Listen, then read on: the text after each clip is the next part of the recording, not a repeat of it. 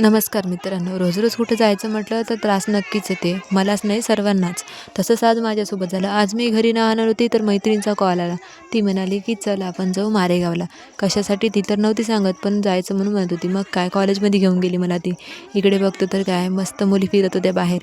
त्यांना hi bye वगैरे केलं. नंतर काय आपलं काम करायला गेली मी. आज काही नाही तेवढं खास काम नव्हतं पण गेलो आम्ही कॉलेजला. मग काही नाही थोडंसं आरशापुढे हेलपाडलं वगैरे हे आपलं रोजचं काम आहे. हे येऊन हेलपाडणं. कसं दिसतं ते पाहायचं, स्वतःला बनवायचं. मग काय निघालं कॉलेजच्या बाहेर. कॉलेजच्या बाहेर आल्या आल्या बघतो तर काही इकडे मस्त मुली नाचत होत्या. आज बिरसा मुंडा जयंती आहे ना म्हणून. सर्व लोक मिळून जर तो सण साजरा करतो म्हटलं तर किती चांगलं होत असते ना. मग काय नाही आम्ही ॲटोमध्ये बसून त्या मुलींचा डान्स बघत होतो. मला असं वाटत होतं की मी जाऊ का काय काय नाचायला. पण काय ऊन खूप होती म्हणून मग मी गेली नाही आणि तब्येत पण थोडी बरी नव्हती वाटत होती. त्यांचं बघ झाली आणि काय मग आईस्क्रीम खावंसं वाटत होतं. मैत्रिणीला म्हणलं चला आईस्क्रीम खाऊ. मग घेतली आम्ही आईस्क्रीम. बसलो खात. आईस्क्रीम खाऊन झालं मग म्हटली चाल घराकडे जाऊ आता. मग निघालो आम्ही घरी जायला निघालो. रस्ते तर खूप चांगलेच आहे हे माहीतच आहे सर्वांना.